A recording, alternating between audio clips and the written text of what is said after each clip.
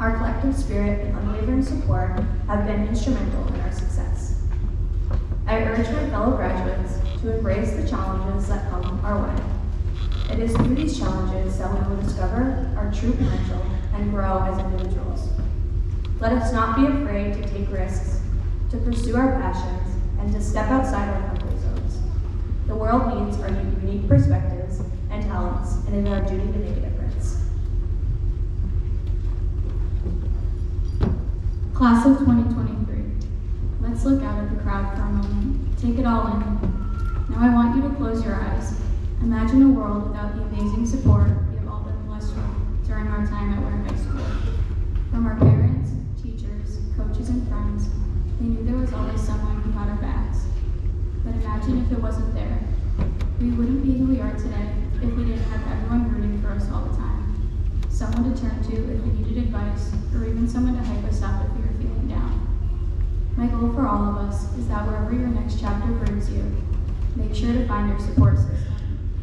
All of us need someone to cheer us on, regardless of where we end up. I know we will also be there for each other, but reciprocating the level of support we have here will all help us immensely in the next part of our lives.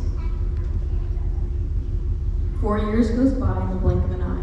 Restless nights, early morning exams, and lots of amazing memories. It is mind-boggling to think that this was our last year here. I keep telling myself that we'll be back next fall, that this can't possibly be the end. I could have not asked for a more unique experience that is Ware Junior Senior High School.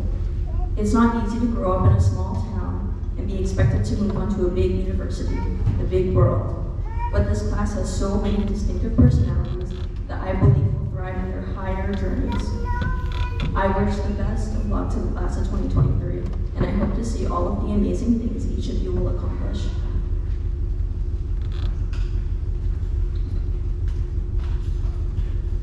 Life moves pretty fast. If you don't stop and look around once in a while, you could miss it. I don't know about the other seniors, but the past 4 years of my life have flown by, and I now find myself facing the real world. In the past 4 years, the real world is something we have dreamed of, been scared of, and have been preparing for.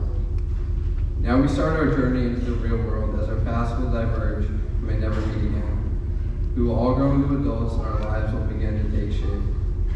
We will all clock into work with our digits and become a number in a system. Never forget that you are a special individual. Remember where your path started. Remember the good times that you had within the walls of Ware Junior Senior High School and all the friends and memories that you made that will last you the rest of your life. Remember the highs and the lows, the challenges and the victories, and the lessons you learned from it all. Take it with you wherever you go, however far it may be. I want to end my speech by wishing the best of luck to all my classmates with all their life endeavors.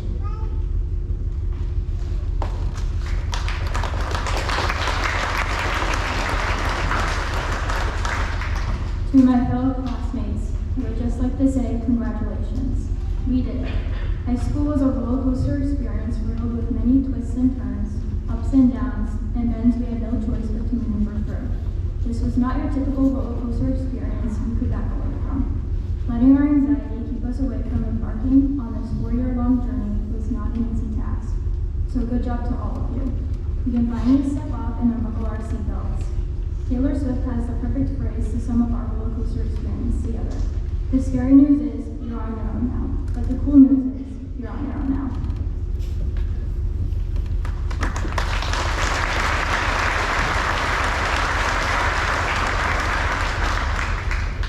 I would now like to introduce School Committee Chairman, Mr. Christopher Destructor.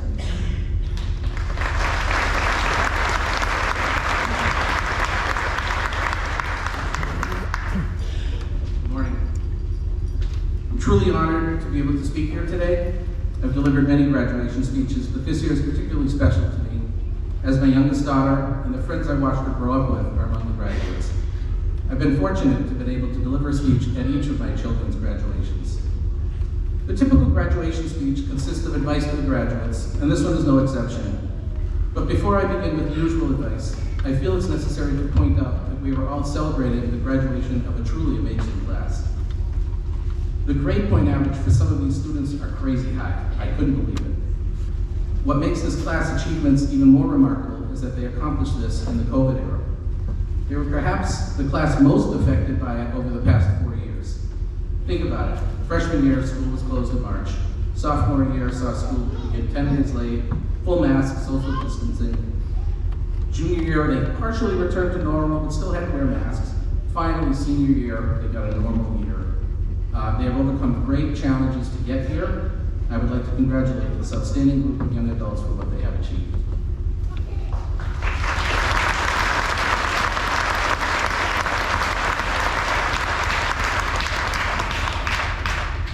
So the first piece of advice is I'd like to have them pay attention to the small things that are important to those you love. I'll tell you a quick story. My wife had this pillow that she slept on since she was a child. Let me tell you, this thing was in rough shape. It was thin and lumpy. After decades of use, it was only about 2 inches thick. To make matters worse, what stuffing was left in it was literally escaping through the several holes that had worn in the outer shell. I'm not exaggerating when I say this. Thank God for pillowcases to hide this thing. So several years ago, our furnace backed up in our house, left a layer of soot throughout the home. We had to move out while it was being professionally cleaned, and just about everything had to be sent out for dry cleaning. Every bit of clothing, curtains, blankets, you name it was sent out. However, the insurance told us that they really didn't clean pillows, and we should just go out and get new ones. What a lucky break, I thought. We finally get to get rid of this horrible pillow, and the insurance gets to pay for it. The entire family went to Macy's and auditioned countless pillows. Firm ones, soft ones, down feathers, stuffing, memory foam. It's ridiculous how many pillow choices there are. We all picked the ones we liked and saved them for when the house cleaning was finished. So we finally got to move back into the house, and we got to sleep on our brand new pillows. After a couple of weeks, Charlie mentioned to me that she really missed her old pillow. Told her she would eventually get used to the new one, just might take a little time. About a week later, she again mentioned her own pillow and how she just couldn't sleep on this new one. Married guys in the audience, you know what this means. Tired life, not fun for us. So with a heavy sigh and a few words muttered under my breath, I got out of bed, went to the garage, opened the trunk of my car, and returned with a plastic bag that held her old pillow I had secretly saved and gotten dry cleaned, just in case she wanted it back. I knew she would. The look on her face when she saw it was priceless, and to this day, over 8 years after we got these wonderful new pillows, she still uses that old beat-up 50-year-old pillow. And every time we change the pillowcases and that damn pillow is exposed with all the stuffing coming out, it reminds me of the time I held on to it just in case. And I asked myself, what the hell was I thinking saving this thing? No, in all seriousness, I'm glad I saved it, because it truly meant the world to someone I care about. My own feelings about it were irrelevant. It's a small thing that means a lot, and if you have the opportunity to do a small thing for people you care about, remember the story of Charlene's crappy old pillow and just do it. You'll be glad you did. So I saw a video on Twitter a few days ago of a high school championship baseball team in New York. It was a game, the team was leading by 1 run in the last inning. There were 2 outs, 2 strikes, and 2 men on base. And I watched the video, still needing material for the speech, and I thought, this is gold. The pitch came in, the umpire called strike 3, game over, right? No, the catcher dropped the ball, which allows the batter to run to first base. Unfortunately for the team on the field, they started to celebrate on the pitcher's mound. The whole team was there jumping and yelling. They were so busy celebrating that they didn't notice the batter ran to first base, and the runners on the bases were rounding the bases. 1 run scored, then another, and the batter himself ran all the way around and scored. All this while the team was celebrating on the field for their victory. Did you ever hear the phrase, don't count your chickens before they hatch?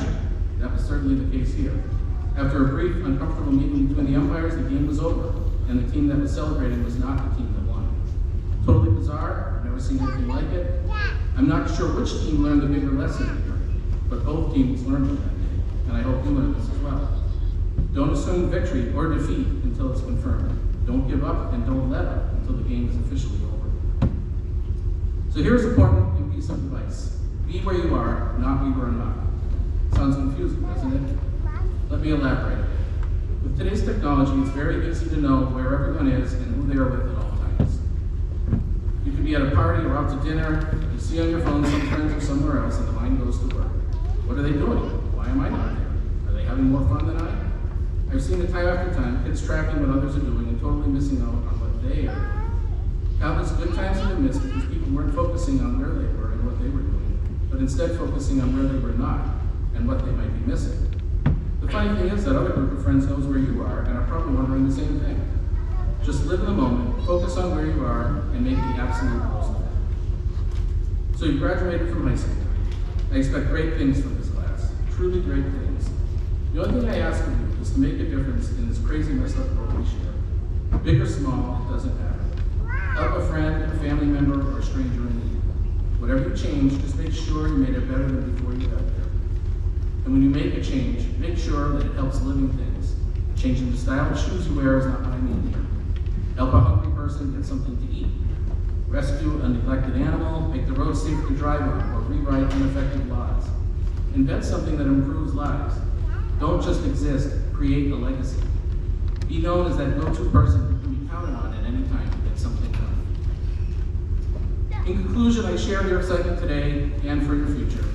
I have attended many of these ceremonies over the past 20 years, and I can honestly say I'm both proud and impressed with what our graduates have achieved after high school. Some of them have quite honestly blown me away with what they have accomplished. Looking back, I shouldn't have been surprised. They merely continued what they had done right here and there. So I challenge the graduates of 2023 to amaze us all. You've been given the tools to succeed. Your parents, teachers, friends, and families have guided you this far, and while they will continue to support you when needed, the rest, my friends, is up to you. Thank you for listening, and good luck to all of you.